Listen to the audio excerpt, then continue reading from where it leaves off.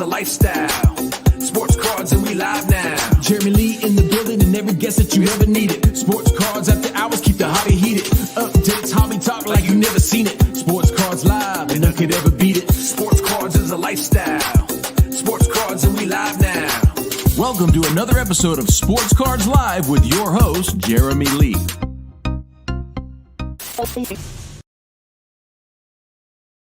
All right, everybody, welcome back to the PWCC Weekly Hockey Auction Ending Watch Party.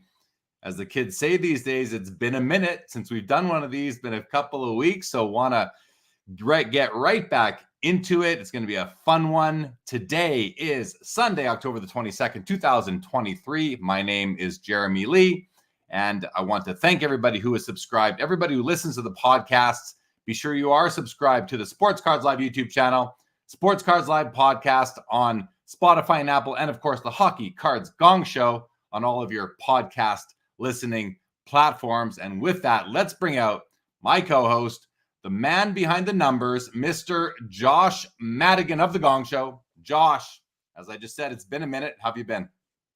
I'm awesome. Glad to be back. So I got a confession right out of the gate. As you're doing a show like this and you're sitting in the background and I don't know what you, but I kind of like will visualize. And my opening line was going to be, "It's been a minute."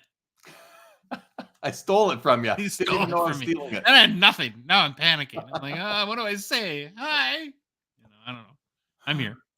Too funny. Too funny. Yeah, well, it's you know what, that line does kind of flow easily from the old vocal cords. So yeah, well, hey, listen, it has been a bit. We had a couple of weeks where we weren't able to do the show, but we are back. And you know what? We couldn't have chosen a better week to come back, Josh. First of all, you messaged me, I don't know, about 5 days ago, and you said, "Jeremy, have you looked at the weekly auction yet?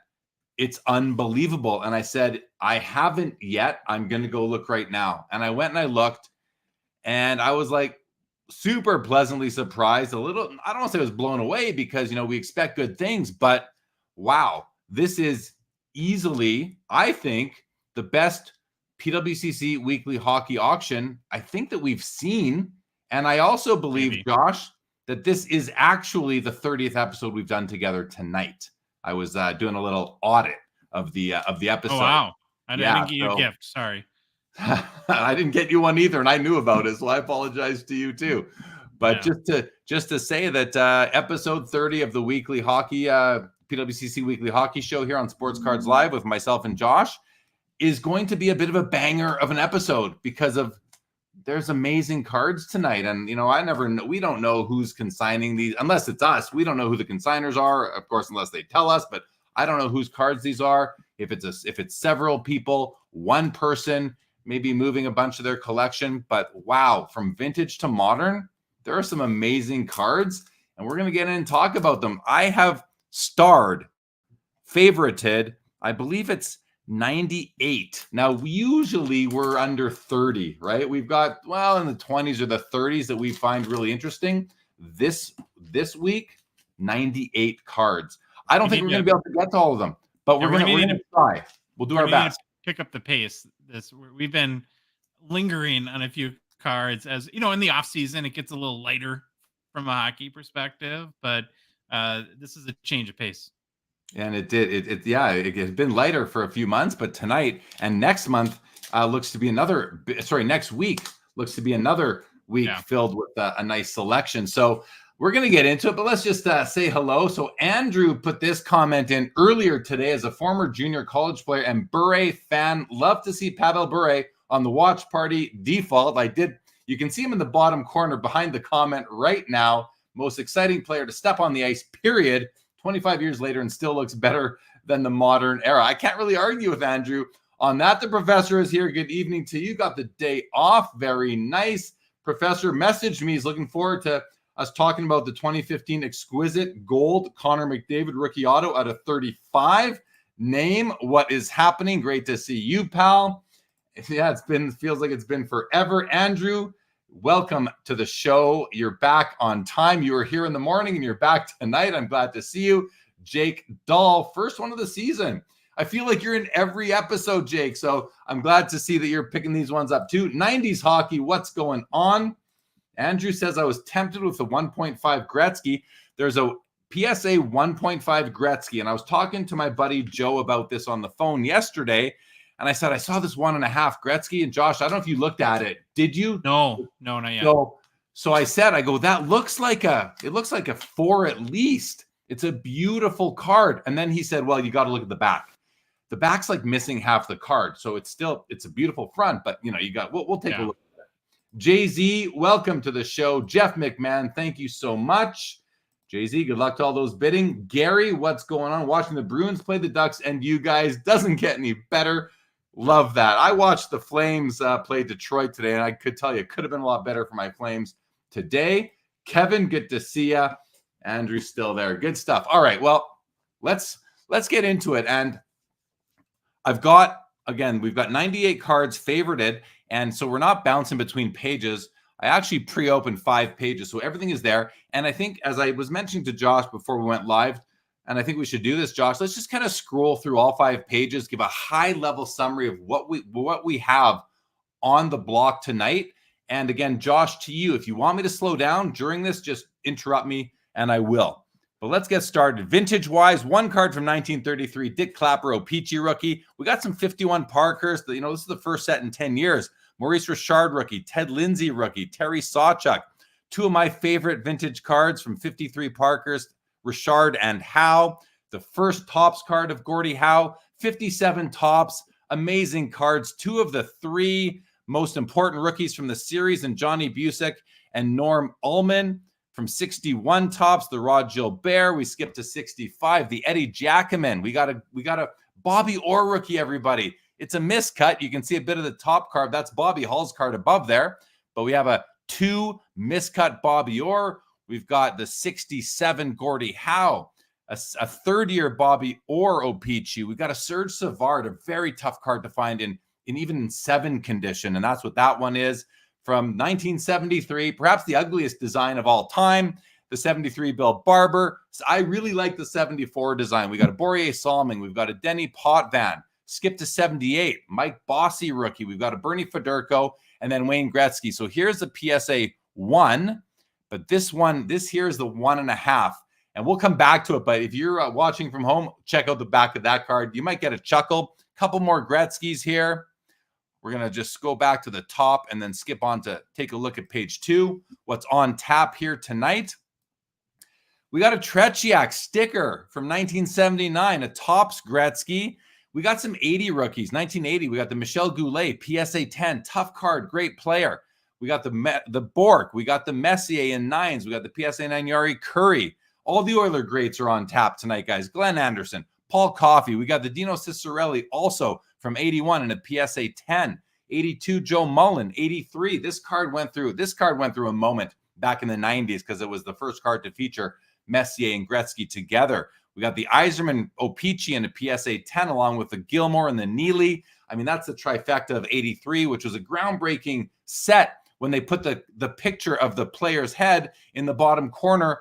I loved this set as a kid, Josh. I remember sorting this on my red shag carpet floor on my bedroom in my mom's house way back. Amazing cards. We have 85 Topps, Mario Lemieux in an 8. We got a Joe Nieuwendyk from 1988, couple 89s. The last year of this is already the junk wax era, but to me it still is kind of continues from the 80s, being 89 Joe Sakic and Theo Fleury, both in PSA 10s. Now we get into the true junk wax time. 1990, Martin Brodeur. We got the Score American version and the Score Canadian version, both in PSA 10s. We'll see how they compare tonight. And then a whole bunch of 1990 Upper Deck French rookies, starting with Ed Belfour. We got Yager. We got Sundin. We got Fedorov. This was a $300 card back in 1991-92. Let's move on to page 3 as we just kind of do a quick high-level run-through of everything that we have on tap tonight. Scroll this guy to the top. Continue with the 1990 French, Pavel Bure, PSA 10. 91 Forsberg rookie, Sergei Zubov. He was he's probably a top 10 defenseman of all time, and we don't see a lot of Sergei Zubov cards. Paul Kariya rookie from 92 Upper Deck. Chris Pronger. I mean, if these were modern day Young Guns, they would be monsters in their time. We got the Joe Thornton Upper Deck Rookie Program of Excellence from 96. One of Gretzky's first jersey cards from 1999, be a player memorabilia. And like the 2003 Patrice Bergeron Young Gun is such a great card, and it's competing with some of the most valuable Young Guns in the hobby for a guy who is not really synonymous with Matthews, McDavid, Crosby, Ovechkin. We've got the Fleury from the same year, another great Young Gun. We've got the little brother to Ovechkin's Cup RPA being the Fleer Hot Prospects. It's a 4-color patch. That is a sticker auto. The SP Authentic Future Watch auto patch, the Spaff WAP, Sidney Crosby, amazing card. We've got the first year Cup signature patch. This is a rookie year. Alex Ovechkin, amazing card. That's an amazing patch. Of course, we've got our serving of Crosby and Ovechkin Young Guns tonight. 1 Crosby, 2 Ovechkins. SP Authentic Future Watch. We got the Kopitar. We got the Malkin Young Gun, the Kane Young Gun, the Taves Young Gun. Josh, I know you love this card. This is the 07 Enshrinement Trios from the Cup. Howe, Gretzky, or, as Josh mentioned, on-card autos. This is number 9 of 10. So you got Gordie Howe's jersey number there as well. Perhaps the card of the night. Let's see. Let's keep going, Josh. Yep. Keep in mind, is this your, let's say, modern card of the night? Is this your modern card of the night, Josh? What do you think? No.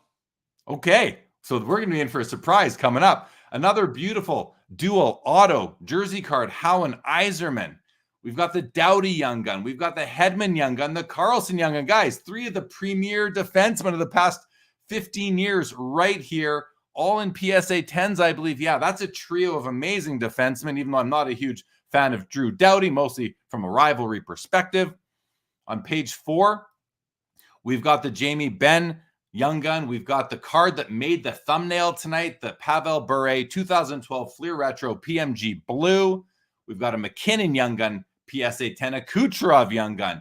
We've got the Connor McDavid. This is the one the professor is most interested in. Connor McDavid 2015 Exquisite Gold Spectrum, numbered out of 35 and a BGS 8.5 holder. This is a rookie card with an on-card auto and beautiful hollow foil. We've got a Gretzky renditions autograph. There's a nice silver autograph right there over the chest of the red Team Canada jersey. We've got a McDavid Young Gun. We've got a McDavid Ice Premieres out of 99. I'm curious to see what the ratio is or the multiple of the Ice Premier to the Young Gun. I know Josh has some words about that. Is this your favorite modern card of the night, Josh? Yeah. And I did not mean at all to disparage the Gretzky Howe or Triple Auto, because I love that card too. But to me, this, and we'll get into it in a little bit, but this McDavid rookie is my modern card of the night. That, everybody, is your modern card of the night, courtesy of Josh Madigan of the Hockey Cards Gong Show. We have a Wayne Gretzky priority signings autograph. Only 3 copies made. This was given out at the 2015 Fall Expo, which, by the way, the 2023 Fall Expo is coming up just in a couple weeks. And Thursday night, Jack Astor's is the Sports Cards Live hosted dinner, networking, drinks event. So be sure to come. Jack Astor's Thursday night after the show. We've got a Austin Matthews Spaff WAP. That's SP Authentic Future Watch auto patch in a BGS 8.5 with a nice patch. You got the AP from Maple, and that would be the top of the A from Leafs down there. 2 Matthews Young Guns, both PSA 10s. We'll see how they fare tonight. Of course, he started the season with a bang. We've got SP Authentic Future Watch autos, Brady Tkachuk, Jordan Kyrou, Jordan Kyrou is a really good player. I think Josh can tell us more about him later. Rasmus Dahlin, one of the finest defensemen in the league at the moment. We've got the Nick Suzuki SPA auto, Future Watch auto, and here's the Nick Suzuki Spaff WAP, the SPA Future Watch auto patch. Quinn Hughes Young Gun. Yeah, Suzuki card. Jeremy is 101. The flop. Oh, that's the I knew that. That is the 1 of 1, the black version, you guys. We'll have to get into that. $3,200 right now. Thanks for pointing that out, Josh. Austin Matthews Platinum Portraits, and a nice quad patch foundations from the Cup of Connor McDavid, and a Jason Robertson Young Guns rookie, followed by an Ottinger, followed by a Kirill Kaprizov. We have a Gretzky Twisted Tinsel from 2020 clear cut autograph. That's the end of page 4, and 2 cards on page 5.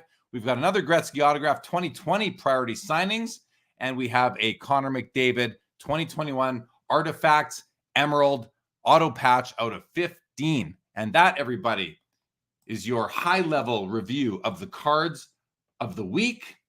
So we are going to go through those a little bit more slowly.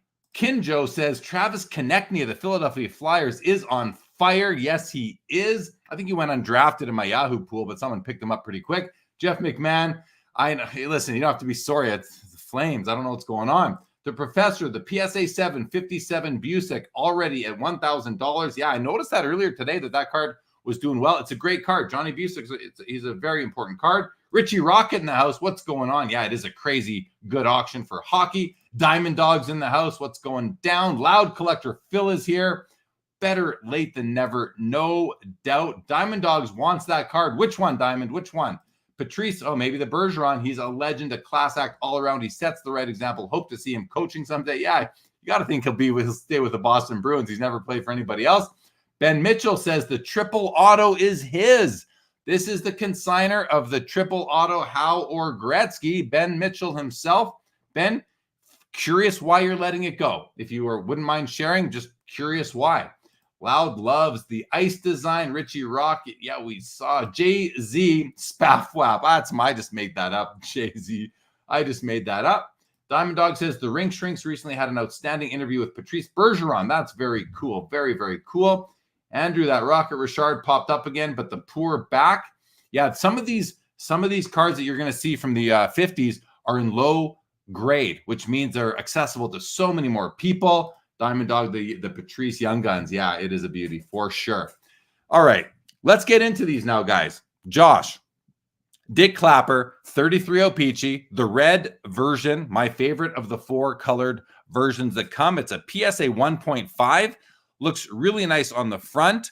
Have a look at the back, everybody. There could be something on the back that would bother you, but that's a nice looking card. Dick Clapper's a Hall of Famer. Maurice Richard. Now, this card has issues. Let's have a closer look at it. And I mean, you can see for yourself, even when it's small, but this card it looks like there's been tape on top of it. It must have come off.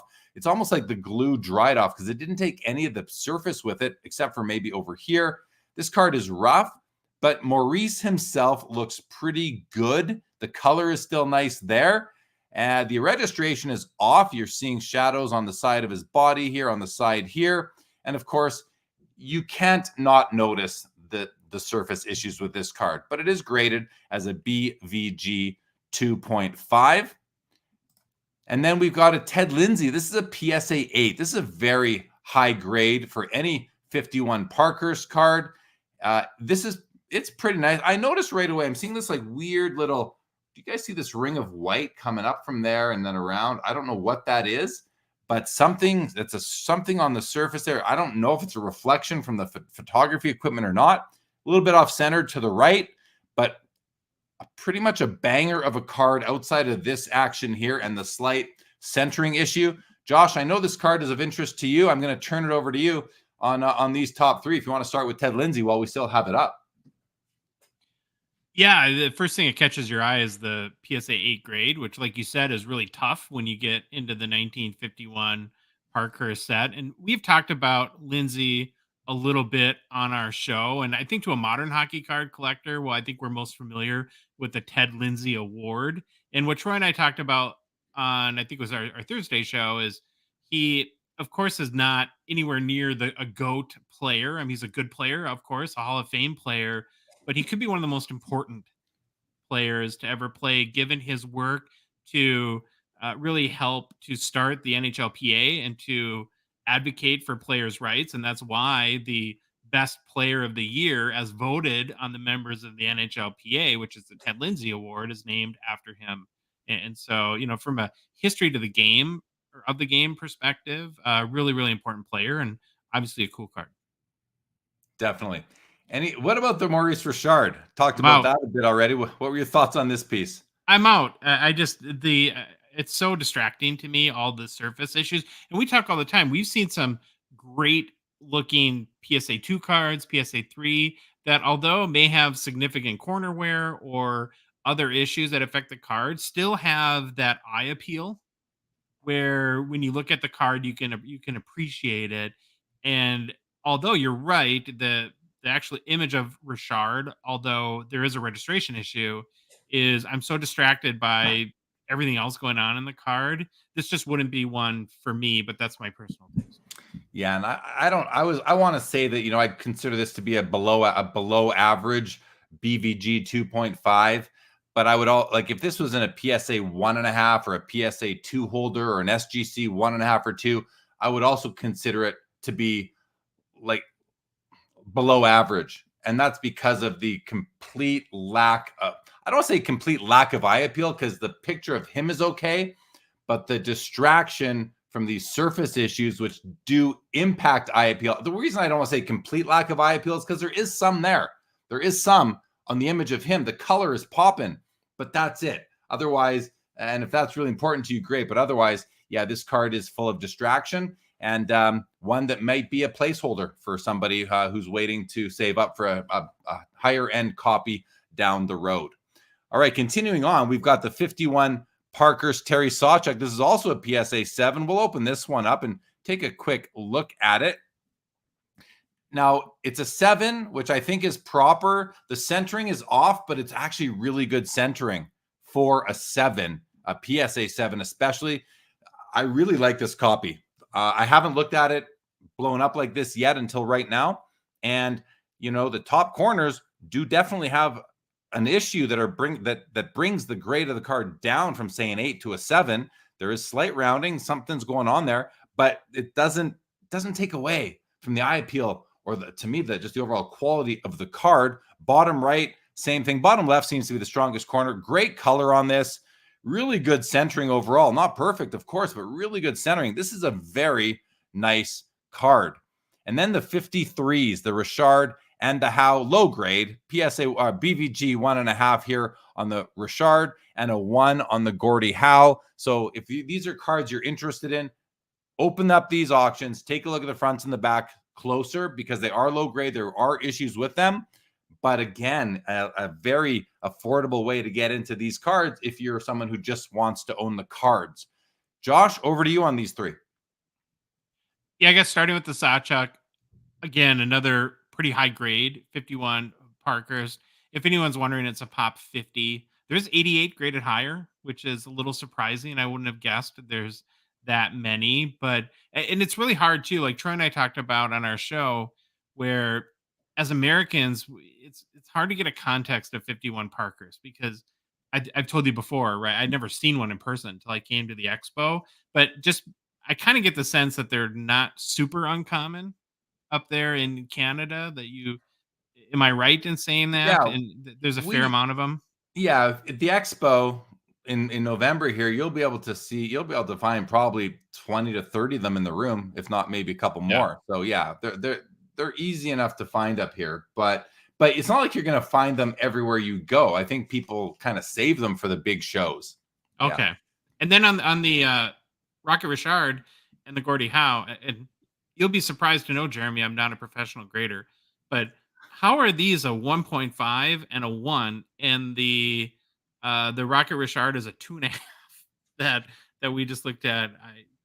It's got to be creases and maybe paper loss on the back, that kind of thing, because the Richard, outside of the staining on the front, and we're not looking at the back, and that's simply an issue of bandwidth while we're streaming. So I leave that to the viewers to look at the backs yourselves, but it's simply a function of, the only issue with this might be the surface staining, while these could have creases throughout and other things going on the backs too. So fair enough. Yeah. Good point. Couple comments before we continue. Yes, the Professor, Josh's Modern Card Choice is at $6,000. Ben Mitchell is selling the triple auto. Pretty simple. I want the cash. Hey, you need the cash to buy more cards or for whatever. I get it. Jay-Z had the privilege of talking to Gordie Howe about a fight between Lindsay and Brewer. Come to Jack Astor's. I'd love to tell the story. Awesome stuff. No, it's not a good distraction on the Richard. Andrew, agree. Rage in the house. What's going on, Rage? Good to see you as always. Andrew likes the 53s. I do too, Andrew. Really, really do. Jay-Z says that the Sawchuk is very nice for the money. I agree. That is a beautiful 7 right there. The 51 is all 51 Parkers are blank backs, Andrew. They are blank backs. And Diamond says, I can't tell you where you won't find many hockey cards. Oh, I can tell you, Arizona. Right. Very true. All right. Continuing on. Here's the 54 Topps Gordie Howe, the first year Topps made hockey cards. This is the premier card from the set. This is a Mount Rushmore card, according to the original PSA Mount Rushmore set registry. It's a BVG 1.5. And this thing is pretty rough, just like we're seeing for a lot of these old cards. It's got surface scuff issues, rounded corners. It's got creases. Like, yeah, it's basically, it's missing a chunk of corner, but the rounding is still pretty nice. I guess my biggest problem with this card is like just in this area here is all this surface wear that does make the colors not pop so much. It looks like this thing might have been like dunked in water or something. I'm noticing sort of ripples. Looks like you got a crease coming or a bend even up here. This thing is rough. BVG 1.5. I understand that because the image is still all there. So that is what it is. And then the 57s. The Johnny Busick is a 7, as you can see. Let's open this up just so you can also have a better look at the centering on this piece. It is obviously shifted up and to the left, but the edges and corners look amazing and the color is brilliant on this card. This is a really nice 7 if you're okay with that centering. And then the Norm Allman is an 8. Let's take a quick look at this one as well. Same centering issue. The borders are beautiful white. A little bit, the Busick, the borders seem a little bit creamier. At least that's how I'm seeing it. But the Allman is very nice otherwise. And you can see the centering for an 8 for PSA. I mean, even PSA 10 centering, they have very loose standards for 10 centering, but the 8, you look at, you think, is that really an 8 with that centering? And I can assure you, if you measure it out and compare it to their standards on their website, it likely does fall within a PSA 8 centering standard. It's a nice card. I would call it a low end 8 though, because of that centering. I think everybody would agree. Whereas the Busick 7 is probably, more of an average 7 because it is such a brilliant card outside of the centering.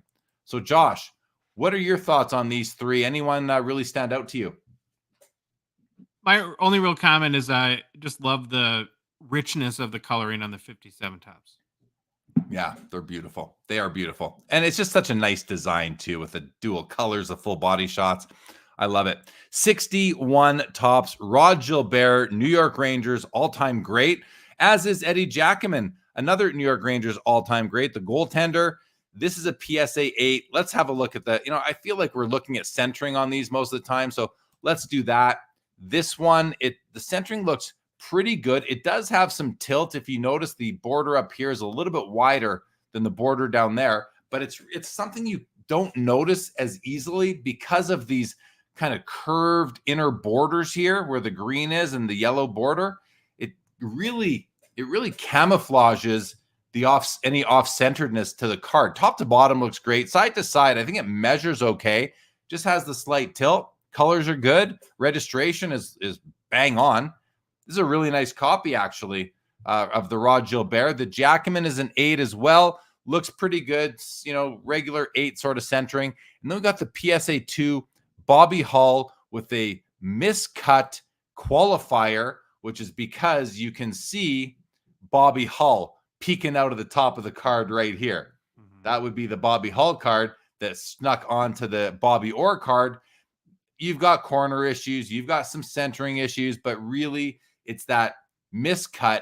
Now, if this wasn't miscut, I don't know what this would grade, because the qualifier, it would actually grade lower. No, it would grade higher. No, it would grade lower. It would grade lower. What would it be? A 0 or a 1 or an authentic? I'm not sure, but I'll tell you what, even for a 2 miscut, it's not that bad. Like, I've seen, you can see corners like this on 3s. There must be other things going on, like creasing, wrinkles, paper loss, other surface issues. It's not that bad for a 2MC if you're okay with the bottom of the Bobby Hull words coming through the top here. So this card's a lot nicer than the Maurice Richard BVG 2.5, in my opinion. What do you think, Josh?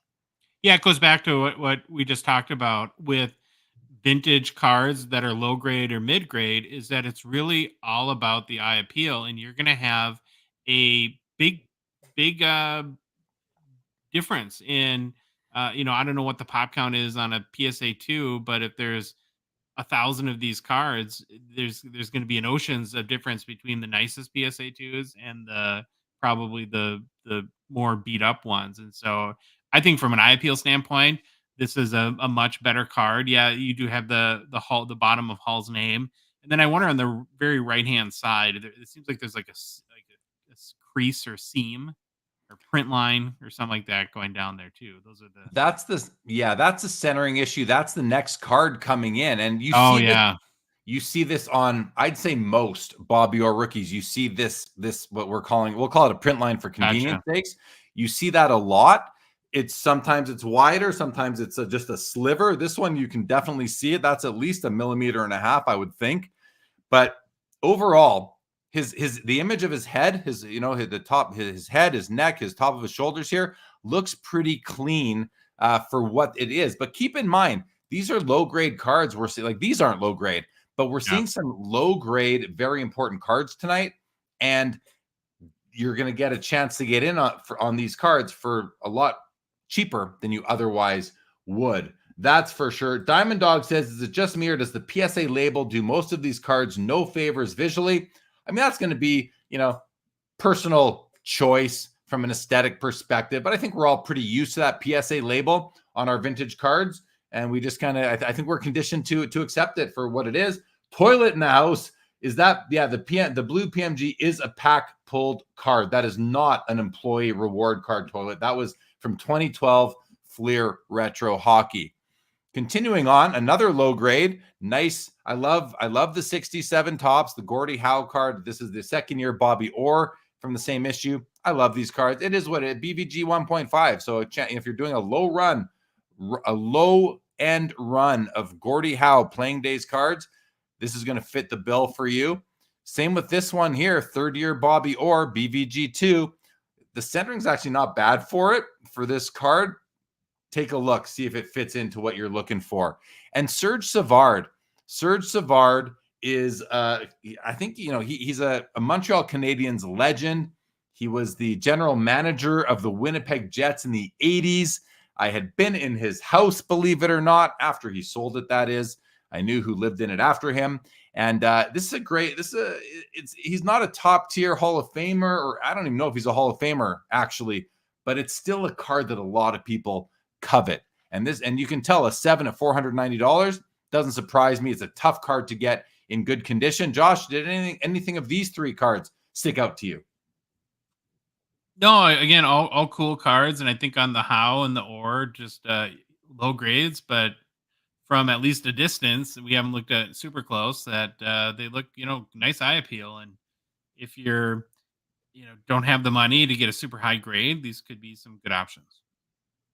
Yeah, and keep in mind, again, low grade cards.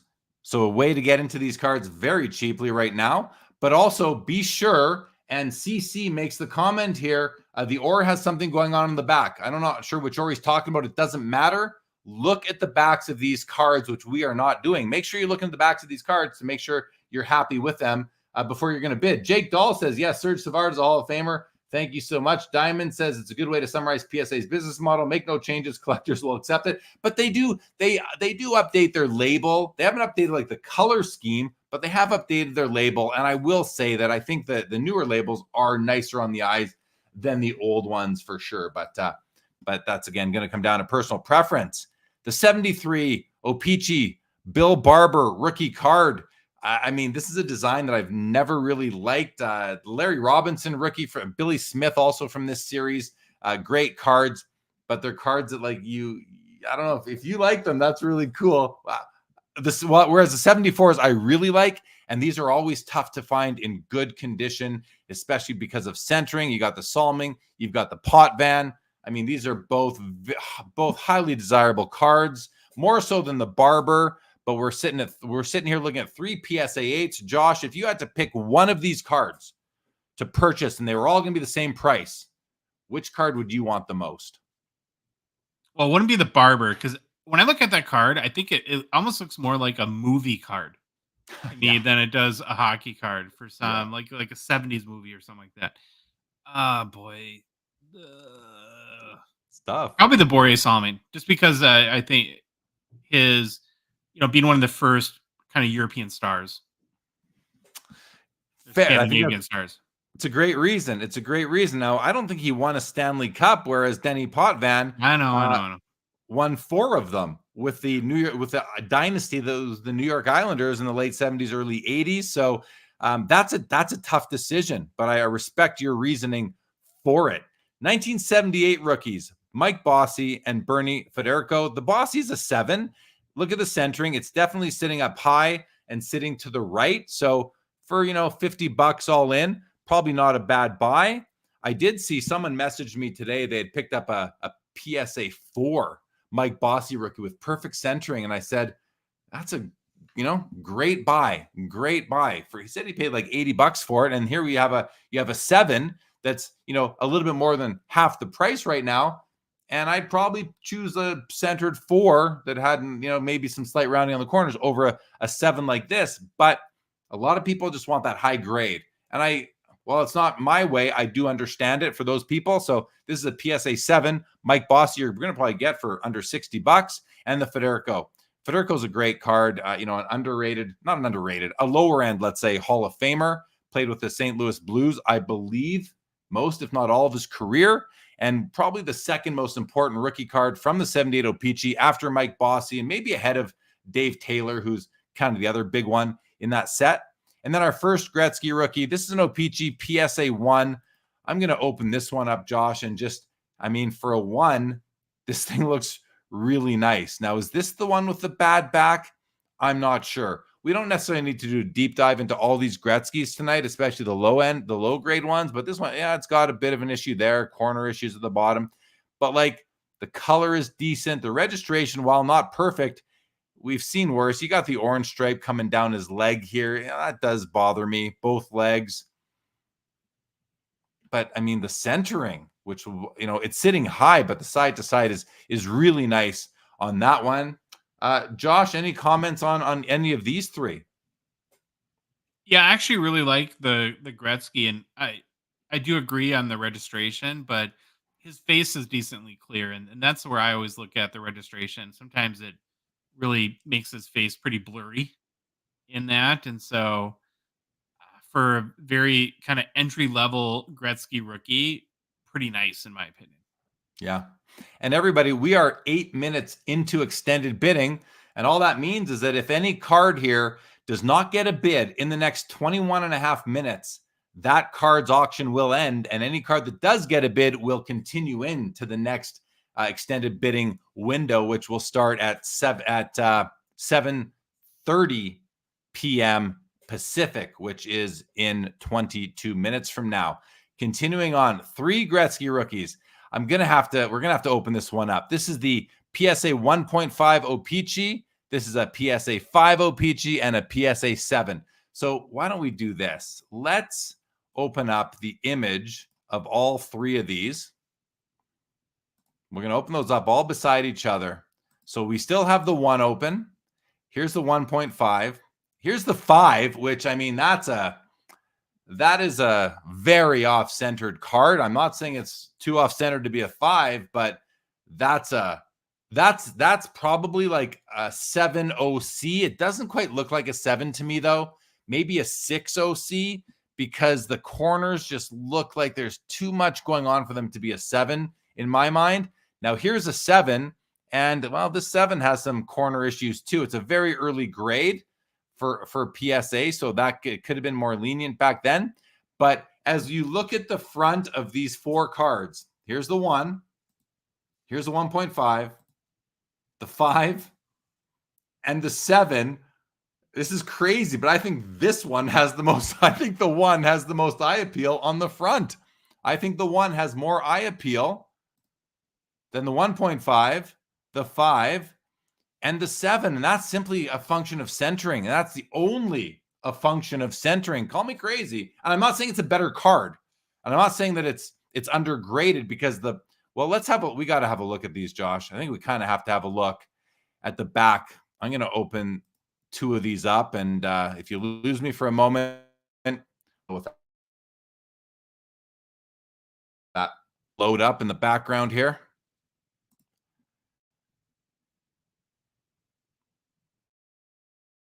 So there's and you can see the one. The front is beautiful. The back, that's about as bad as you can get. So this is why it's so, and I knew this going into it. This is why it's so low grade. The 1.5, though, it does not have that issue. The 1.5, if you're now balancing things out, that would be, my favorite over the 1. So let's go back to I'm going to close these up now because I just want to save the bandwidth. So we've seen the back of the 1. We've seen the back of the 1.5. I don't think we need to look at the back of the 5 or the 7. They're probably just fine. But let's take a look at the 5. Let's just zoom in and have a look at it. So really strong print. Really, like that black Edmonton is just as bold as you can get. The Oilers in red, very bold, reddy orange. But you can see sort of a little bit of corner wear, just a bit. Really good, actually. The edges are very nice. Slight rounding on the corner here. Corner issues there. Edges are good. The oil drop is not perfectly placed, but very well placed. No shadow coming off the legs. You want to see that. A very clear face. This card for a 5, outside of some a bit of the corner issues, I would say this is a great card outside of the centering. I mean, that centering is like, we could probably call that 80-20, 85-15 sort of thing. It's not outside of centering. It's not a bad card. I think the grade is probably bang on. I could even see this being a bit higher for what we can see, in 2 dimensions here. And then the 7, let's look at the 7. I'd say the print quality is just a little bit lower. You've got the bit of white showing on the top left corner there. Top right, it's got a bit of edge damage right there, but it's minor. We're seeing it much better because we're zoomed in. Some fisheye or printing dots right in this top quadrant here. Face is relatively clear. You do have shadowing. You do have some registration shadows on the legs there. And while the magenta plate is almost perfectly placed here, if we zoom in a bit further, you can see that the yellow plate is coming off to the right. And that's what's causing this shadow on the right over here of his legs and causing a little bit of a less clear face there than we see here. Can you guys see that difference? Like, look how crystal clear the focus is there versus here on the higher graded card. However, this card has better centering, but it's still not perfect. So you've got your options with Gretzky rookies tonight as far as these 4 go. And even on the next page, we have a Topps copy. But before we get ahead of ourselves, Josh, I've been cooking for a bit here now. Anything you'd like to add? Any observations, preferences on any of these Gretzkys? Yeah, I guess more of like a big picture statement on this and this is my opinion, but I think a lot of people would agree. I think there's no other card in the entire hockey hobby where it's more critical to buy the card and not the grade. And it's super helpful in the case of like PWCC in this week's auction, when you're in the market for a Gretzky rookie, to have other options to compare to, because it's not uncommon to have a 3, a 5, and a 6 and like the 3 the best. And the big win there is you can save yourself a ton of money and get the card that you want the most. And so where I think it's really hard to buy a Gretzky is if you're at like a little local card show and there's one option. Exactly. I think I would always want to buy one having numerous to compare to at different grades, so that, because like we've talked about a little bit too, or a lot in the past, when you're any mid to low tier grade card is not going to be perfect. There's going to be trade-offs. And it's just a matter when buying vintage hockey cards, which trade-offs are most meaningful to you as far as the ones that you find completely distracting and take away the enjoyment of the card versus other ones that don't bother you and that you can, live with and get past easily. And there is a movement lately of people, really buying the card, not the grade. Like, we give that advice every week, but there are people taking that advice and running with it. And, there's that old bit of advice that everybody gives in the art world and even in the card world, which is buy the best condition you can afford. Well, I agree with that, but don't go by the grade on the slab. Go by your own assessment of how that card looks and how it makes you feel. Buy the best you can afford for the card that you like the most, and use the technical grade as a bit of a guide, I would say. Diamond Dog makes a comment, I don't like anything that takes attention from the card itself. I'd prefer less label space. It's 2023. Everyone has a cell phone. A QR code is simple and easy. And well, yeah, that's what Tag is doing in the world of, cards from 89 forward. Legacy says, bidding on baseball tonight, but enjoying the hockey cards as well. Thanks for joining us, Legacy Cards. Orlando, good evening to you. Jay-Z, yeah, that's a bad back on the PSA 1 Gretzky, but the one Legacy, it does have awesome eye appeal, but you got to look at the back to get the whole picture. Newfie says 1.5 is much better than the one. That back is a deal breaker. Yeah, I get that 100%. Legacy, I would take that one and frame it and put it on the wall. No one would ever know what's happening on the back. That's a fair point. That's a fair approach. Louis, welcome to the show. Andrew says the 1.5 is amazing. The back is perfect. It looked good, but there's probably something we can't see. You have to assume that we can't see things that are going on in 2 dimensions on our screens and phones. Toilet says, I think the Pavel Bure PMG Blue is going to get away from me tonight, almost at my limit. Well, good luck still for you. And Andrew, yeah, entry level, those Gretzkys, the low grade ones are very nice. All right, let's continue on here. We've got a Tretiak, Vladislav Tretiak, 1979 sticker. I always forget if this is considered as rookie. I think he might have a card from 73, maybe a Panini sticker as well, but this is pretty cool. It's a PSA 9. Tretiak's a Hall of Famer. You got a PSA 7 Topps Gretzky rookie sitting at $14.50, and a Michel Goulet PSA 10, 1980 O-Pee-Chees are very, very tough to find in good centered condition. And this one looks to be an absolute blazer. I'd say the centering is maybe like half a degree off. I notice a little fisheye here on his knee from a distance. You got another light one over here, but that's not gonna take it off of the 10 grade. It's just not enough to move it off a 10. Michel Goulet was one of my favorite players of the 80s to watch. Him and Denis Savard were 2 of my favorites. Josh, anything you want to add? Do you know much about the Tretiak, or any thoughts on Goulet or anything at all? I don't know a lot about the Tretiak, but of course he's one of the bigger what if stories in hockey history. If he had, how would he have done compared to his contemporaries in the NHL if he ever was able to play in North America? And then, yeah, I mean, what I appreciate about the Goulet is it's just not one of these cards that you see every week, especially in that condition. And so if you're a Goulet fan or a fan of a set builder and want to build, or the registry person that's trying to work on the 80 OPG set, I imagine this would be a really attractive card. For sure. And I just wanted to get a quick peek at the population of this card in the PSA 10 gem in grade. It's a pop 28. It's a pop 28 for Goulet. Goulet is a Hall of Famer, so take that for what it's worth, especially if you're a Hall of Fame set registry guy. We got a PSA 9 Ray Bourque, 1980 O-Pee-Chee rookie as well. Let's take a look at this. I mean, this looks really nice. It's got the O-Pee-Chee rough cut across the top, which shouldn't hurt the grade. Maybe that top corner is keeping it from being a 10. I'm trying to see what's keeping this from being a 10. Centering's great. You got a fisheye there. Those don't usually hurt the grade. I'm not sure what this is here. I don't know what that is. I'm guessing it looks like the surface of the slab, doesn't it? Yeah, that's got to be a slab issue, not the card. I mean, this looks really nice. This is a card that, yeah, maybe centering top to bottom too, but it's probably within PSA's 10 standards. You take that crack off the slab, which could be replaced.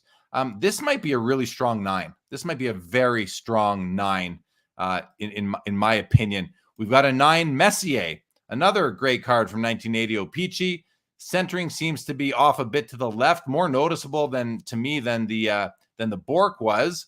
But these are great cards. I own both of these cards in PSA 9s as well. I think I have very strong 9s. I was very discerning in adding them, but these look pretty nice. Just note the rough cut on the left edge here of the Messier, which you're going to find on some very nice bold color. You might look and say, what do you mean bold color, Jeremy? Look at his uniform. Well, they all look like this. This doesn't come in any bolder of a state I don't think than what we're seeing right here.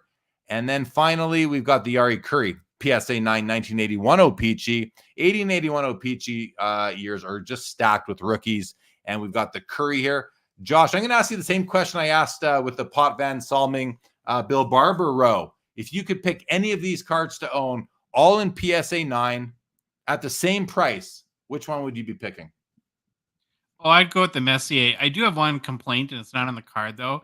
I understand that it's like technically an error card, but I hate how PSA puts that distinction on the label because it kind of makes I think somebody that's maybe new to the hobby or newer to vintage or hasn't seen this card before would think, oh, this can't be like the regular Messier rookie, even though it is. It is. It's a silly thing that they probably started to do. They probably just didn't have the knowledge of the set back then to know that they're all like this.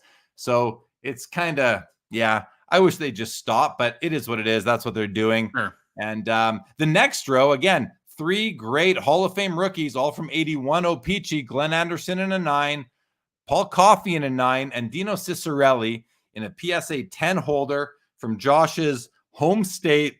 One of the best Minnesota like players to play in Minnesota of all time. And these are all great cards, all Hall of Famers, all, relatively affordable cards. You've got the Glenn Anderson at 160, the Paul Coffey at 460, and the Ciccarelli in the 10 at $550. So, I got to look at the Paul Coffey, Josh, before we move ahead and just see kind of how this thing looks. And it looks amazing. It looks really good. Why is this not a 10? The centering is certainly within PSA centering standards. The corners look pretty good. The edges look really nice. Again, we're not looking at the back, so there could be something there. But this could have been a 10 on any other day if we're not missing anything. I would say the Ciccarelli is a 10 already. So have a look at that. And the Anderson is what it is. Josh, any thoughts on these 3 cards? Yeah, and the Coffee, that could, with human graders, that could just be a certain grader on a certain day. You never know. You're right. There might be something on the back. And then, of course, I just want to say, Josh, sorry, that it does have the exceptional eye appeal top 15%. So this is one of those cards that probably could have been a 10 at the PSA grading office, on a different day or on a different grader's desk quite easily. And then, of course, as a Minnesota guy and lifelong fan of our North Stars, it's love the Ciccarelli. I've never loved the photo on this. It's like he's basically not look. It's more of a shot from the back than it is from the front. But cool card nonetheless. It is a cool card. It's a pop 46, pretty low for a Hall of Fame rookie card from the 80s. I do notice a pretty significant fisheye print defect right there, and another one right in the middle of the North Stars logo there. So keep in mind, and even the word Ciccarelli has some, the ink didn't lay down perfectly there. Look at the T in Allier Droit, right wing in French. You're seeing a fisheye right there at the top of the T. So while it's a 10, you got 3 pretty significant print defects here, and here. That might have that causes me to say, listen, corners, edges, centering, and surface out, not print quality, but surface are all 10, but the print quality, I don't know, that makes me wish there was a 9.5, PSA 9.5 for this card, because those are things that could draw people away. And as I was looking at it from a distance, I'm noticing, more here, right here, right here, right here. And this was a dusty printing plate or sheet of cardboard on the day that this one was printed. So keep that in mind if you're looking to add this card to your set registry or your collection. We are 6 minutes away from the first level being over, and if we just run to the top, we can see these cards are going to go into the next level. The Tretiak isn't yet; it's still in orange. The Bork and the Curry are going to go to the next level, while the Messier needs a bid still. All 3 of these will. And the Joe Mullen, PSA 10 Joe Mullen, 82 O-Pee-Chee, one of the best U.S.-born players of all time, a great card. The first card we ever saw with Gretzky and Messier, as I said at the top of the show, this card had a moment in the 90s where it was like up there with like the Yzerman rookie and the Patrick Waugh rookie. Everyone was chasing this card back then because it featured these two guys. And what a nice card. He's got his arm. Gretzky has his arm around Messier. It's a PSA 10. Look at that, $1,700. That's no joke right there. But one of my favorite cards. Oh, what happened there? One of my favorite cards of the era is the Steve Yzerman. This is a PSA 10. Let's take a look at this one. Centering's off. And it's got some counterclockwise tilt. Narrower border here. Gets a little bit wider as you come down. The opposite effect here. Wider here. Narrower as you come down. And then the thing that bothers me even more than that on this PSA 10 card is the gaps between the border, the black border here. There should be no yellow in between that black and that red.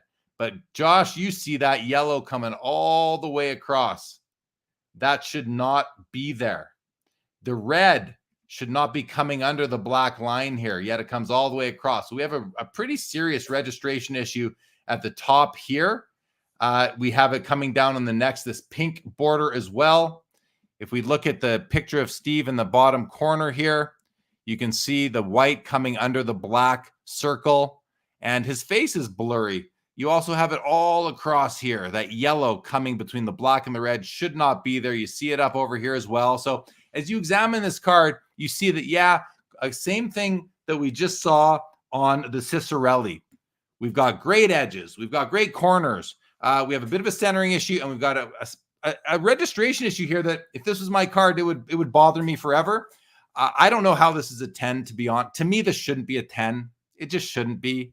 And but it is, and that will satisfy a lot of hobbyists. The fact that it has this piece of paper that says 10 will satisfy a lot of people. To me, this one is just not deserving of the top PSA grade. I can't get off of that right now. Josh, your comments on these three cards, and of course, particularly interested in what you think of the Yzerman. Yeah, I think really the last half hour has been just a lesson and reinforcement of buy the card, not the grade, and especially in vintage. You have to scrutinize the card because human graders with PSA and Beckett, there's always subjectivity that enters in there. And if you spent, I don't know what this Yzerman will go for, but 35, well, with buyer's premium, so that's over $4,000 for that, and then got that card at home and noticed all the issues that you very adeptly pointed out. I don't know about you, but I'd be pretty bummed with my purchase at that point. And so, yeah, you just got to buy the card, not the grade. Where I get bummed is you could buy this card and not know any different and be super happy with it, but then you put it beside another card in the same Gem Mint 10 PSA holder, and you're like, wait a second here. So this card should sell at a discount to a PSA 10 with perfect or better centering or maybe no tilt and better registration, but it just may not. It just depends on the day, I suppose. Doug Gilmour, PSA 10. Cam Neely, PSA 10 rookies. I'm just going to pop these open quick, Josh, and see if we have similar issues. This one looks really good. I don't see any of those issues. The Neely is really good. And I inspect Yzerman's way more than I do Neely's and Gilmour's, but the Neely centering looks pretty good. It's not perfect, but it's pretty darn close. Gilmour seems to be shifted to the right a little bit. Otherwise, a very sharp card. I don't have an issue with those being, I think they're within the PSA 10 standards. And then we have a Mario Lemieux, and this is a PSA 8. And this looks really nice. Looks really nice. It's a Topps copy, keep in mind. Looks really good. You know, top corner does have a bit of an issue on the top. The top left corner looks pretty good. Top right corner does have a bit of the surface missing, but it's very minor. We're only noticing it because we're zoomed in for the most part. This is a strong 8, I would say. I'd call that a really strong 8, actually. Anything on these, Josh? The mid-80s Canucks jerseys, in or out? Love them. You do? I love them from a nostalgic basis. I mean, they're so ugly that you love them. That's the thing, right? Yeah, I've never been able to make up my mind, and I don't think I ever will. It will perplex me till the day I die. But I can't stop looking at them either. So yeah, I know. They make for great patches too. We are Oh, yeah. in the next window. So if any card didn't get a bid in the last 30 minutes, that auction is over. That does apply to the Joe Nieuwendyk PSA 10 sold for $288. We have a PSA 10 Joe Sakic and a PSA 10 Theo Fleury, both O-Peachies. These are fun cards, really easy to measure the centering with your eyes, just on the borders. I can tell right from here that the Sakic is off-centered, left to right. Doesn't take a magnifying glass to see that. This border is definitely wider than this one. Top to bottom looks really good. And the Theo Fleury, which is, I believe, there is no Topps copy of the Theo Fleury, whereas the Sakic does have a Topps version. Theo Fleury, yeah, I think you're off center a little bit to the right here, but $41. I can't believe how off center that Sakic is. Yeah, and it is egregious in my mind. That's a PSA 10 Joe Sakic centering for you right there. So it's a case where that's a week 10. That's going to be a very week 10. Yeah, I don't want to. Yeah, I know. All right, continuing on, we've got the two Martin Brodeurs, the Score American and the Score Canadian, both in PSA 10s. The Canadian is thought to be rarer and therefore is selling right now for $17 more. And an Upper Deck French Ed Belfour rookie sitting at $33. PSA 10, Gardien Debout, that means goaltender in French. Josh, just interrupt me at this point for some of these next rows. If there's anything you'd like to jump in on. More French Upper Deck rookies, Yager, Sundin, and Fedorov. The Fedorov, again, I have so much nostalgia for the Upper Deck French Fedorov. Now, I'm not a collector of French language cards because I don't speak the language. So I want my cards in a language I can read. However, there's still nostalgia attached to this particular year and this particular card. This was the hottest card in the hobby for a period in 91 or 92. For my money, it's one of the best hockey cards ever. It's probably 98% hitting me in the feels for that nostalgia factor. But yeah, I can remember in my small town in northern Minnesota, we had a little sports card shop and just staring at that card in the case and wanting it so bad. It was like $20 raw, I think, and I couldn't afford it. Yeah, I hear you. Before we go to the next page, Legacy Cards asks, am I bidding on anything tonight?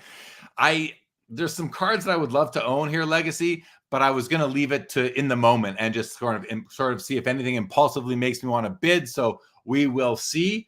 Toilet is a PMG. How high do you guess I'd have to go? Don't even know what it's at right now. Penguins wants to know, genuinely curious, how would Tag take into account the fisheyes and registration issues as they aren't surface imperfections? Good question, Penguins. Tag is not grading cards that have these issues, right? Tag only grades cards from 89 forward right now. When Tag does go back to grade more vintage cards or cards from the 80s and 70s, I will know more as someone involved with Tag as to what that will look like. So I can't answer it yet. I just don't know at this point in time. Richie Rocket, gotta love the flying V. Of course you do, Richie. Of course you do. All right, let's go to the next page, Josh. And as we scroll up, let's see if anything else didn't make it in to this window. So far, just the Nieuwendyk. The Messier Gretzky sold for $2,040. Seems like a good sale right there. And the Tretiak sold for $234. Page 3. I kind of want to go faster because I want to get in more of these cards, Josh, but it's so hard for us to not talk about them. Upper Deck French, Pavel Bure, PSA 10 at $100. The Forsberg rookie sold for $38. The Zubov sold for $96. The Korea, $50. Pronger still alive at $86. PSA 10 rookie card. And the Joe Thornton is also still alive at $64. This is his kind of, flagship rookie, even though he's not in a Bruins uniform. This is a Gretzky, one of his earliest jersey cards, be a player memorabilia. It's in a PSA 8 holder. It's at $105. Be a player memorabilia was a licensed brand, licensed company, but just, never got the love that Upper Deck did. And then two great cards, the Bergeron Young Gun and the Fleury Young Gun. PSA 10 on the Bergeron, 9 on the Fleury. And you can see that the Bergeron is one of the better selling young guns. He's up there with the big names of the younger players today. Anything on these from you, Josh? I think Be a Player was a brand owned by the NHLPA, I believe. They used to license that brand out to a different company each year, I believe, until it just folded all together. There is information out there on that. if you dig for it. Even and I've done episodes of Sports Cards Live that talk about that. I think with Dr. Brian Price, used to be in the game, and he was the one that had that brand for a while. Upper Deck, the Fleury did sell for $456, and the Gretzky jersey $126. We've seen some more cards selling now. The little brother to the Cup, the Ovechkin RPA sticker auto from Hot Prospects, does a $1860, and the Crosby Future Watch auto patch does $6,600. Seems low to me. Here's a great card. We're at $6,000. I love this patch. I love this auto. This is a beautiful card. Any thoughts on this card, Josh? Yeah, both that and the Crosby are really, really nice. I agree with you on the Crosby just for a second, where I think that's just a savvy buy over especially if you want to enjoy it for a while and hold on to that card for the long term. And I tend to think too, there's been some stuff going on with more contemporary autos and stickers and just the whole RPA. And I kind of feel like that the flop, as I call them, or the splaff or whatever you call it, Future Watch auto patches I think they're becoming a little bit more prominent in there, and they're kind of moving up in the hierarchy. So I really like that card. And then on the OV, the patch is awesome. Awesome. Definitely, yeah. The Spaff Wap, and I called that because of Aflac, Spaff Wap. Oh yeah.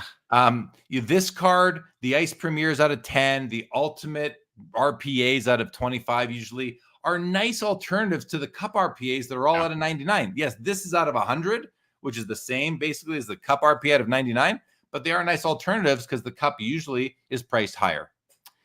Here's our 3 young guns. We got 2 Ovechkins. The PSA 10 does $39.60. The BGS 9.5 does $31.20. And here's a PSA 9 Crosby young gun sitting at $8.50. Could be a buy right there for somebody if you look at it closely and think it might be undergraded, unless you definitely can find the reason why. The Kopitar SP Authentic Future Watch Auto does $420. PSA 10 looks like a great deal. That seems like a great deal to me. The Malkin Young Guns does $360, and the Kane Young Guns does $870. These are both PSA 10s. The Taves does $588. What a fall from grace he has had. Ben Mitchell's card of the night. One of the modern cards of the night is this triple auto of Howe, Gretzky, and Orr. These are on card from the Cup, number 9 of 10. That's Gordie Howe's jersey number. I guess if I had one complaint about this card, it would be that Gordie Howe's autograph is a different color than Gretzky's and Orr's, but it doesn't bother me that much. It's kind of neat, if nothing else. That's a really nice card. You got some O-Pee-Chee. You mentioned it to me earlier, Josh. There's triple autos of these guys in O-Pee-Chee Premier and maybe SP Authentic. Yeah, there's 2007 and 2008 O-Pee-Chee Premier. Those were out of 35. And then 2000, 2002, 2008, and 2010 SP Authentic sign of the times out of 25. And so not a ton of cards where and I believe a couple of those the other ones might have been sticker autos. And so given this one is out of 10, it's the Cup, it's the Premier brand. Yeah, I do find the black auto a little bit distracting. The other thing that's interesting about this card is, and again, we probably don't have time to do a super deep dive on it, but it's a PSA 6 with an auto 10. But even though and it might be deserving of a 6, there's really nothing on face value that really is too distracting from that. And so that part doesn't bother me much on this card. And like I said, there's so few of these. Yeah, maybe it's that spot right there. Yeah. That and you're just not going to find cards like this going forward. So it's a super rare card. And don't awesome. I would not let the grade detract you from buying this card. This card is not so much about maybe a little chip in the border down over here. This is about on-card autos of the 3 of the all-time greats. Definite the 3. If Mount Rushmore only had 3 heads on it, these are the 3 right here. So don't let the 6 on the PSA label detract you or deter you from going after this card. It is a wonderful card. There's no doubt about it. And triple autos of these 3 guys have in the this is sold. Is it sold? Let's let it complete its updating because it was just at 66, wasn't it? Looks like might have been 5,000 something. So oh, what? Okay. So this is sold for $6,600, as has this dual auto is now sold for $1,560 of Howe and Iserman. So we're just going to go through some sale prices now. The Drew Doughty Young Gun, $138, the Hedman, $204, and the Carlson, $192. So Josh, let's go to page 4 and go only cards that are still running here. So I just want to see what's still running. Looks like these have all been sold. Look at that. Only the Gretzky clear cut auto is still alive at $550. On the last page, these have both sold with $336 for this Gretzky auto. That seems cheap. I believe it is a sticker auto. Priority signings I think are always sticker autos. So that might make it. That's still cheap for a Gretzky auto out of 5 and a cool All-Star jersey. And this McDavid, also sticker auto, does $576.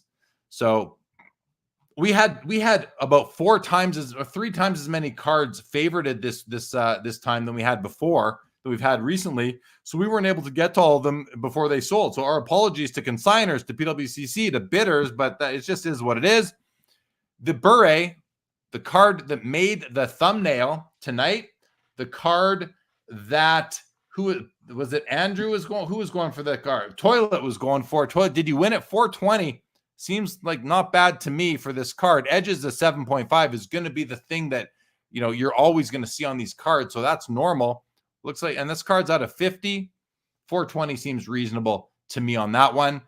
McKinnon Young Gun PSA 10 does 552. Jamie Benn doesn't quite crack 100, which doesn't surprise us. Kucherov. Can I say something quick, Jeremy, about the Bure? And Please. it just amazes me in the last, probably 9 months, how much the PMG market has fallen. And so if you're a PMG fan, who knows what's going to happen going forward. But man, I mean, PMGs were 2 years ago unaffordable. I mean, this car would have went for thousands. And so the glass half full perspective on that, of course, is what great buying opportunities to get some pretty awesome cards, because I really like that Bure. Well, I have an update for everybody, and to the detriment of Toilet, but to the celebration of the Professor, celebrating our 30th episode, he picked up the Pavel Bure. I bet the Professor picked it up because it was on the thumbnail for this episode. So that's exciting. That's cool, Professor. I'm glad you picked it up. But to Toilet, you wanted the card. I'm sorry you weren't able to get it, but to the highest bidder these cards sell. That's the way these things work. Professor says, too hard to chat and bid at the same time. Yes, for sure. Chuck Clement won the 2020 McDavid Foundation's game worn jersey out of 5. Chuck, congratulations on that. That's gonna be down here. You got this one right here for $372. Yeah, that's a beautiful card. We didn't get to talk about it, but BGS 9, that's a high grade for any thick card from this era. So that's a really nice card. And if this had an autograph on it, it'd be $2,000 more. So maybe even more. This might even be $3,500 if this had an autograph. So nice pickup, Chuck. Congratulations, and thanks for letting us know. That's always nice when you guys let us know. The Austin Matthews PSA 10 Platinum Portraits does $576. The Jason Robertson PSA 10 Young Gun does $234. The Quinn Hughes $198. That feels like more than they were selling for in the off season. We saw a few of these, I feel like, Josh. I don't think they were cracking 100 in the summertime. One of what might be Nick Suzuki's best cards of all is this Spaff Wap Black 1/1 SP Authentic Future Watch Auto Patch. Does $4,080. It's a good number. He's not Cole Caulfield on that team, but he's a great Montreal Canadian. Nice grade on it too. And then his regular SP Authentic Future Watch Auto in a PSA 9 does $336. Josh, any thoughts on these, and maybe anything you want to say about these Suzukis? Yeah, the 101 is it's a really cool card. It's like any 101, it's hard to tell where the value lands, if it's fair or not, but just an awesome patch. Love the gold ink auto on black, a very cool card design. And if there'll always be a market for Canadians captains. So yeah, probably a pretty smart buy. That's exactly right. There will always be a market for Canadians captains. The Ottinger PSA 9 Young Gun does $23, and the Kaprizov PSA 10 Young Guns does 174. So we saw last week, but 3 weeks ago when we did our last show, Josh, didn't one sell for like just over 300 or was it just over 200? I feel like it was 320. Something like that. This card is such a ridiculously high pop that I think you're going to find, and they're so readily available that you're going to find a bunch of them. What's interesting to me on this row is going back to the Gretzky auto there and comparing it to the Parkhurst that sold for what, 300. So this is about double what that Parkhurst. And I have this sense, and you have much more experience in the hobby than I do, Jeremy. And I know Clear Cut is a bigger brand than Parkhurst, but there's so many Gretzky autos now that it's hard to really understand like the hierarchy of value and how you should look at them. And so I kind of feel like in some cases it's the Wild West, because I actually really like that Parkhurst card. I love the old NHL jersey where the NHL is the All-Star jersey where the logo where the NHL is going down the words, and before they wanted to fix that because they thought subjectively people thought the league looked like the league was going down. So I'm not saying this one shouldn't be worth $600, but it just shows that there's so much variability when it comes to Gretzky autos. Couple things. That Parkhurst card was a priority signings, so it's a show card. Yeah, definitely a sticker auto. I don't think this is a sticker auto. I can't see the outline of the sticker. Anyone correct me if I'm wrong. I don't think it is. It's also in the Oilers jersey. This is I really like the aesthetic of this card. It's a little bit funky with the twisted tinsel design, but sure. it's also acetate. I like this personally a lot better than that Parkhurst card. And at the end of the day, for me, aesthetics should have a big part to play in the price of a card, because the more people that like the looks of a card, I think the more people that are going to buy it. So I do like that. But that said, I hear what you're saying too. That All-Star jersey is beautiful. Okay, let's continue on here. So I'm just going to scroll up on page 4, and if we're done with it, we'll close this page up. I think we've covered off everything here. We didn't. The ice premieres we got to talk about. The ice. Okay, so let's start. So the McDavid Young Gun PSA 10 does $25.20. This Gretzky auto does $420. Again, it's a priority signings. It's a show card. I believe it would be a sticker auto, even though that looks like it would be a pretty big sticker. Maybe it does. Yeah, I can see. I think it's a sticker. It's hard to tell, but I do think that is a sticker. Priority signings almost always are. It's a Parkhurst again, like you said, but it's a show card, and they tend to just not do as well. And then we've got the ice premieres. Connor McDavid does 3x what the Young Guns does. So what would you rather have, Josh? 3 of these or 1 of these? For me, that answer is so easy. To me, it's even close.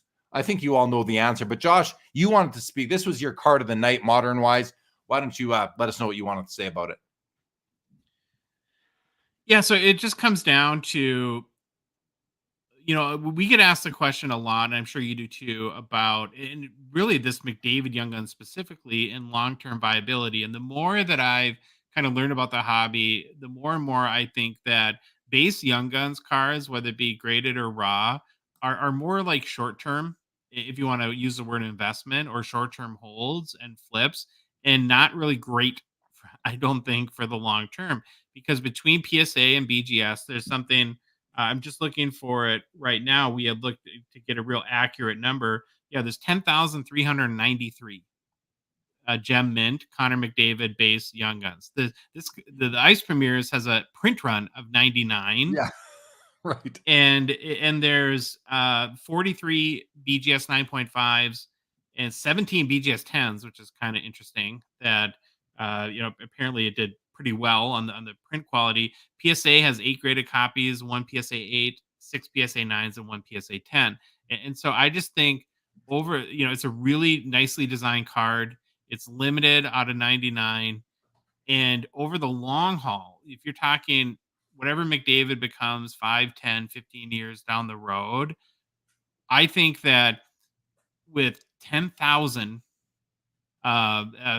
gem mints between PSA and BGS, that scares me a lot more than this card would, even at 3x the price. And just again, one more little point of context, because we kind of did the math on this. So For every one of these cards, I believe there's something like 65 gem mint base Young Guns, right? Yeah. Just to show the crazy difference in population that are out there. And so I really think that if you want a long-term investment to follow, because I think part of like the appeal of getting into a card like this is it kind of helps you root for the player over the long haul in their career. That even though, like I said, it's 3 times the money, I would feel so much better about buying this card than I would at base Young. Yeah, so I got to add on to that a bit, Josh. Couple thoughts. First of all, there is 100 times as many. Okay, you said 86. Like if there are 100 times as many gem mint Young Guns as there are the total print run of this card, right? 10,000 to 100. That's 100x the amount. But there's way more McDavid Young Guns printed. There's I used to think 25,000. I think it's more like 100,000 Young Guns that are out there. There's only 100 of these, 99 to be exact. So, and it's only 3 times the cost of the gem mint, where it's 100 times the population. That math does not add up. So the question becomes, is this card here, is this too cheap at 7,800, or is this too expensive at 2,500? I know what I think. I don't think this is too expensive at 7,800. I think this is too I don't think this is too cheap at 7,800. I think this is too expensive. Now, I'm not talking about today, because the other thing is that more people can afford the Young Guns and more people collect the Young Guns. The Young Guns is probably the best brand equity in the hockey card hobby. However, the Ice Premiers out of 99, those have equity that people just don't know about. The Crosby and the Ovechkin were hotly pursued for several years and still are by the people who were collecting back then. But the people now maybe just don't understand what these Ice Premiers are. And for that reason, they are going for maybe cheaper than they should. Maybe I'm wrong. Maybe it is too cheap. Ladies Man says way too cheap. It had sold for 11,000 at one point, this card. But there's one other thing I want to add too. And again, I'm talking about in the context of long-term kind of value building of the card. I like a lot the McDavid base Young Guns, but it's a card I would buy to PC and not care about the value. And so if you're thinking, okay, which card could potentially double in 10 years? For the McDavid base Young Guns to double, 10,000 people would have to be willing to pay $5,000 for it. For this Ice Premiers card to double in value, you would need 100 people that were willing to pay 15 grand for it. I'm going to bank that 10 years from now, it's more likely that 100 people would be willing to pay 15 grand for that Ice Premiers than 10,000 people, 5 grand for a McDavid Young Guns. Because you have to, like in the investment, you look at market cap. The market cap on the base McDavid Young Guns is enormous. Yeah. Well, Kinjo says right here, give me the Young Guns, 10,000. There isn't even enough for half the arena's worth of Oiler fans. That's a true point. But Kinjo has to remember that there's probably 100,000, if not, I heard one quote of 250,000 McDavid Young Guns printed. So I don't know that everybody in that arena needs a gem mint copy. And I do understand Kinjo's comment, but not for that money. And in the when you're comparing to the Ice Premiers, which is a fun discussion that we're having, I think it's a fun discussion. I would take the Ice Premiers all day long. Personally, Phil says, Ice is growing on me, not too shabby of a card. Agree. Adam Crawford, I own the Ice out of 99, but long-term, I would bet on the 3X Young Guns being worth more. The demand will be way higher for his true flagship rookie. I don't know. I don't know, though, Adam. I mean, scarcity and rarity is something that people are cluing into more now than ever. So I don't know. I don't know that I'm with you on that, Adam, but hey, time will tell. I could easily be wrong on that. Ladies Man says, my opinion, as there's a man in Southern Ontario hoarding Ice Cup and jersey numbered common knowledge in these parts. 30 plus of those Ice will no longer see the light of day. Yeah, but nobody hoards 30 of these without the intention of eventually selling them off. And that's going to be a problem at that time, because how do you not flood the market with 30 of them? You have to sell one every 3 or 4 months, and that's going to take you years. So I don't know. It's going to be an interesting strategy for them to eventually dispose of those, because everybody dies at some point in time. Adam goes on to say there may be 10,000 gem mints, but most of those are BGS, and BGS is on the decline. There's only like 2,600 PSA 10s. I get that, Adam. I would just say to that eventually people will just cross them over, probably to tag eventually, but eventually I kid. Eventually people will cross them over to their favorite grading company or leave them in the holders they're in, because people, I think, are happy to own the cards, not so much the plastic packaging. But I feel like that's the way things are going. But right now they're not there yet. I have a comment I'd actually like to add to that, Jeremy, because I totally get, Adam, where you're coming at. But one of the things that Troy and I have really tried to make an emphasis on our show is really starting to consider the idea of total population count. And to some degree, and it benefits the grading companies, but what they kind of make you, I don't know if it's intentional or not, but you kind of think when you look at like the pop count of a McDavid Young Guns PSA 10 and you see 2,600, that it almost makes you feel like that, like you're looking in a vacuum, like, oh, there's only 2,600 of these. And you forget that there's 7,500 gem mint BGS 9.5s. And so if you're, to your point, Jeremy, with scarcity and rarity, I think if that is a big driver for how you collect over the long term, that you have to start to consider what's the total population. And eventually, if another, whether it be SGC or TAG or CSG, asserts themselves to have meaningful population numbers for some of these cards, you'd have to consider their gem mints too, in my opinion. Right. And so now, so you're talking about, and Adam, you're talking about grading scarcity, and I'm just looking, comparing the Young Gun to the Ice Premiers. I'm talking about print run scarcity. Yeah. And to me, I think print run scarcity is going to be a lot more important than grading scarcity down the road when it comes to a card that has, like, anywhere from 50,000 to 250,000 printed versus 99.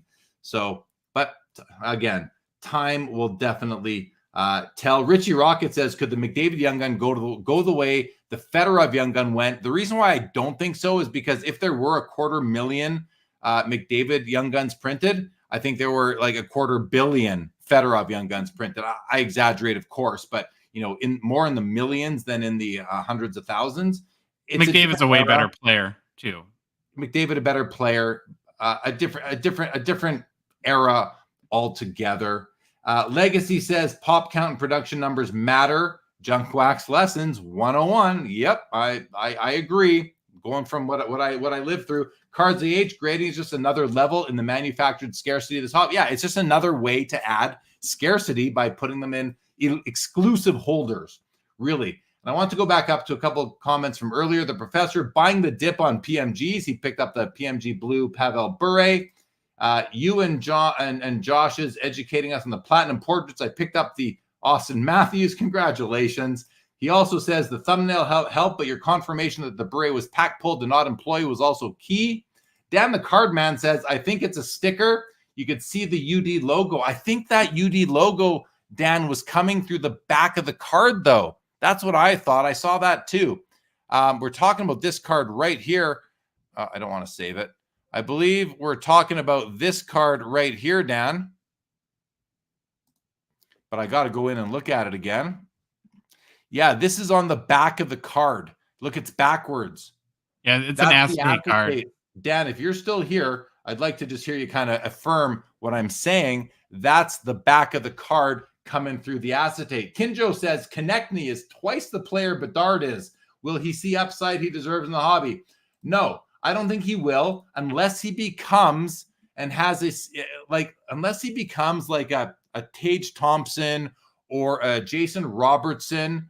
And I'm not even talking about like the McDavids, the Matthews, the Crosbys, and those guys, because I don't think he's there. I don't think he will. It's too late for Konechny, I believe, to have that kind of hobby impact.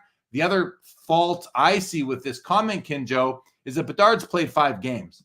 So you can't tell us that Konechny is twice the player of Bedard, who's, however many years younger and hasn't played a couple hundred games like Konechny has. By that argument, DeBrincat is twice the player of Bedard. He's got 5 or 6 goals already. He scored, I think he had a couple 2 or 3 today alone. So I just don't think that's a real, I just disagree with that completely at this point in time. The professor also picked up the 2020 spring promo Parkhurst priority Gretzky out of 5 that we talked about that Josh really liked from earlier. A couple more comments that have come in. Andrew picked up the Sorokin Ice today. That's funny. Good. See, Ice premieres. I think they're great cards. I really do. Richie Rocket got the Serge Savard. I know we talked about it earlier, Richie, that it is tough to get in high grade, and he is a Hall of Famer, as was confirmed earlier by yourself, maybe. Cards AH, I don't think Clear Cut had any sticker autos. I don't think so either. We're talking about this one right here. This Gretzky still. Cards AH, does Philly have a really small hobby market, or is it a symptom of lack of recent star? I mean, Eric Lindros was certainly a hobby darling back in the 90s. And yeah, they haven't really had any major star. I mean, Claude Giroux doesn't really count as a major star. Voracek doesn't really count. I'm sure I'm missing a few. Carter Hart might be their most recent hobby darling in his rookie year as a goalie. Phil DeBrincat's a bum. He doesn't look like a bum today against my Flames. Well, Phil's an Ottawa fan, so that's what that's. There you go. Oh, right. They booed him. That's right. So let's just keep on going and see what else is happening here.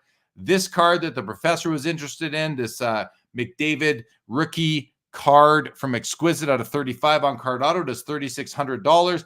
There's a lot of exquisite McDavids, like autographs from his rookie year. There's one out of 99, out of 199. So there's a few of them, lots to choose from. And, you know, if there weren't as many, I could see this selling for more. The Kucherov does $420. This Gretzky auto, $468. That's an on-card cup autograph right there. And we looked at these already. So let's close up some of these windows. We're going to close out. Oh, here's the Parkhurst that the professor won for $336. You like this one, Josh.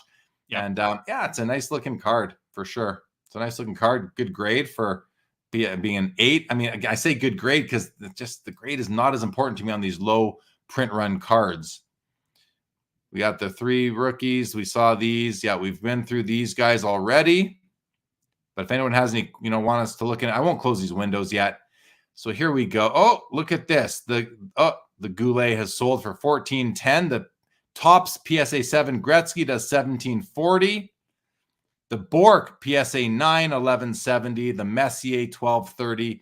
The Curry $228. Those were all 9s. $1,080 on the weaker Cicerelli PSA 10 $720 on the strong PSA 9 Paul Coffey, and $300 on the PSA 9 Glenn Anderson.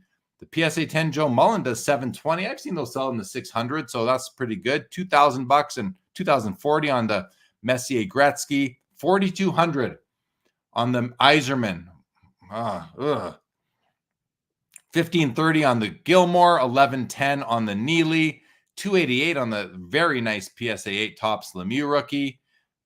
$360 on the Sakic. $49 on the Fleury.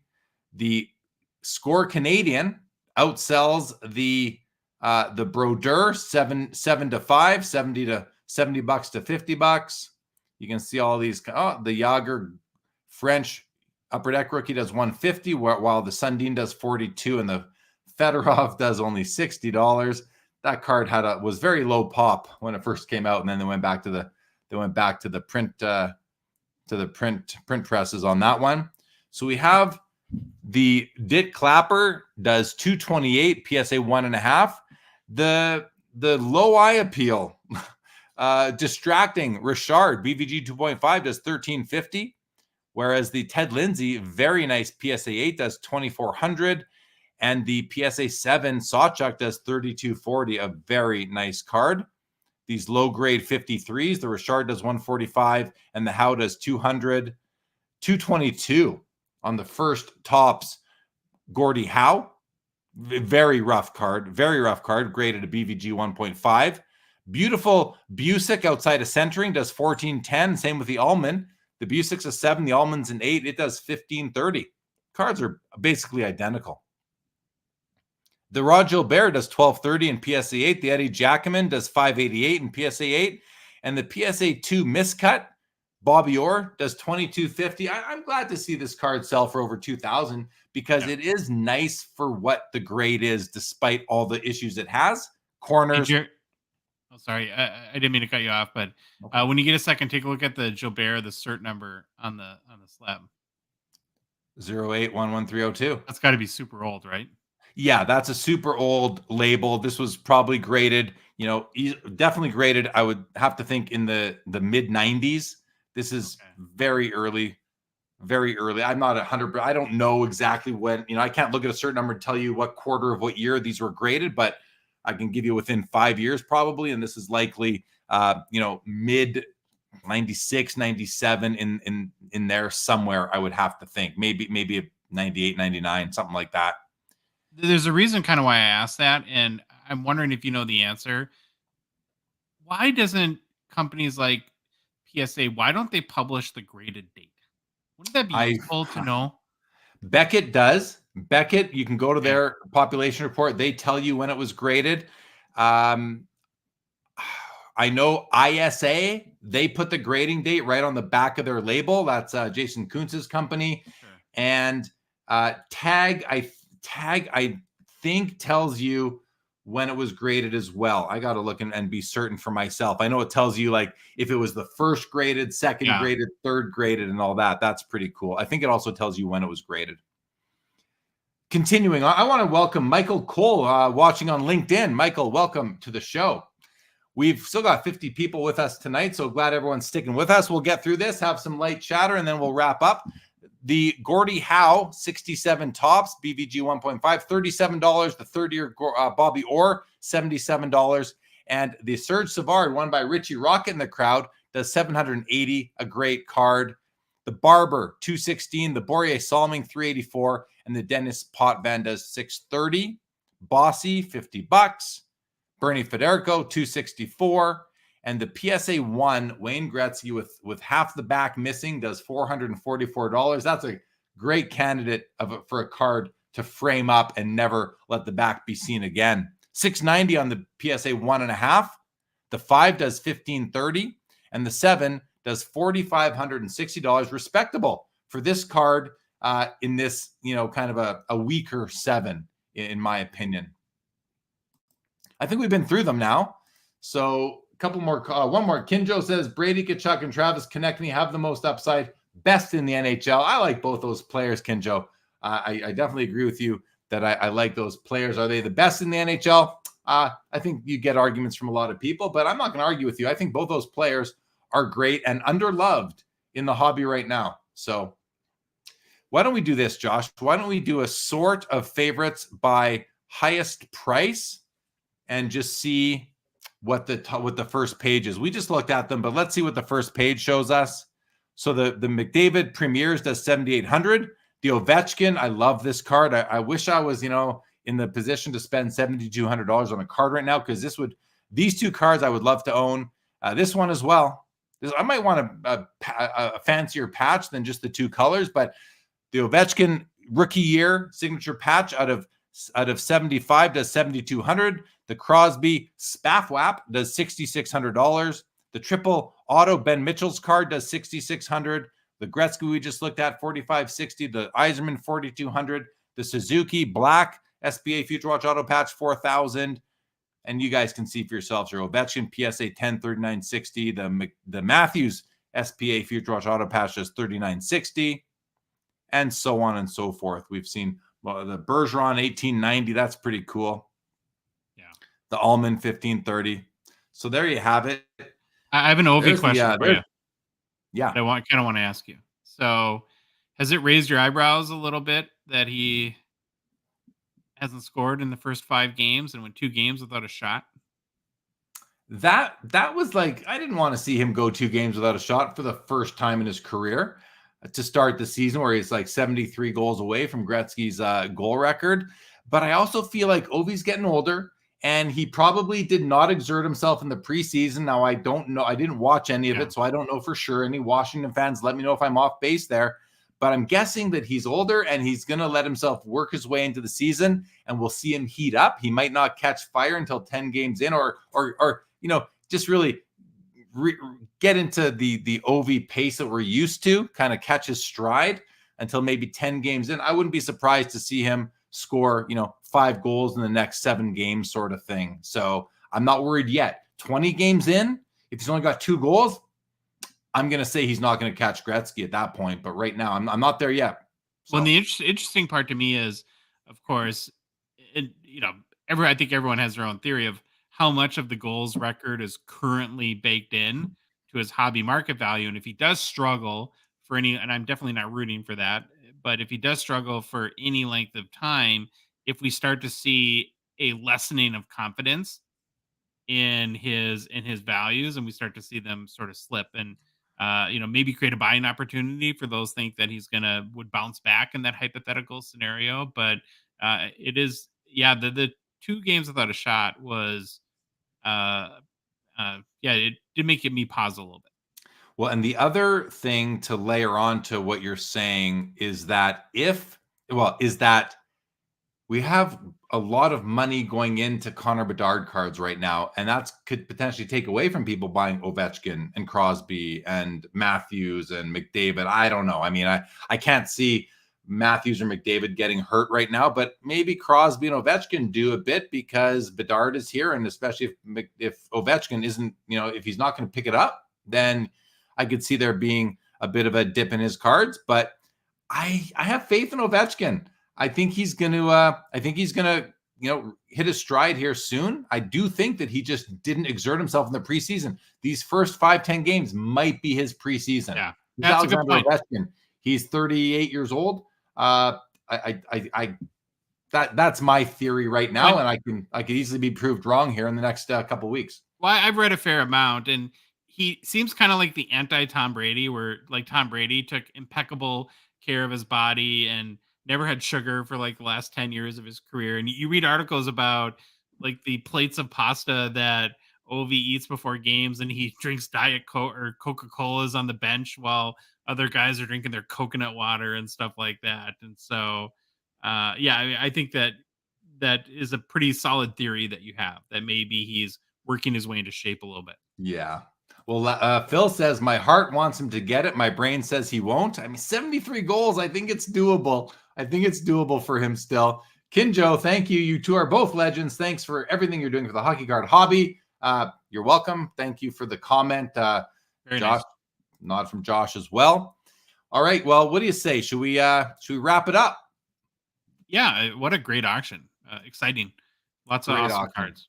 So many good. I mean, just this top row right here is top quality stuff. This whole even this row here, obviously I wasn't a big fan of the Yzerman. This is a wonderful row of cards. Like those 2 bookends are amazing. The Sawchuk is great. A really nice McDavid rookie auto. Just quality top to bottom here. Even this card, you don't see a lot of this. Does $1,560. The Gordie Howe Steve Yzerman dual auto, dual jersey, quad jersey, really out of 10. Yeah, just a fun auction overall. All right, Josh, let everybody know what's going on in the Gong Show. Yeah, new episode drops at 3 a.m. We kind of go deep into the Jack Hughes market. He has the first breakout star definitively of 2023-24. The last 30 days of his hobby market are totally insane. Good. Can't wait to hear your guys' synopsis on what's going on with that for sure. I'll be back with Sports Cards Live on Saturday after taking a couple Saturdays off of that. If you're not, hey, hit a thumbs up, guys. If you enjoyed the episode, please do that. Subscribe to the YouTube channel here at Sports Cards Live. Appreciate that. Richie says next week auction is also pretty awesome. Agree. Yeah. It is. It is as well. Legacy is in Lake Louise. Very cool. Thanks for joining us, Legacy. Appreciate it.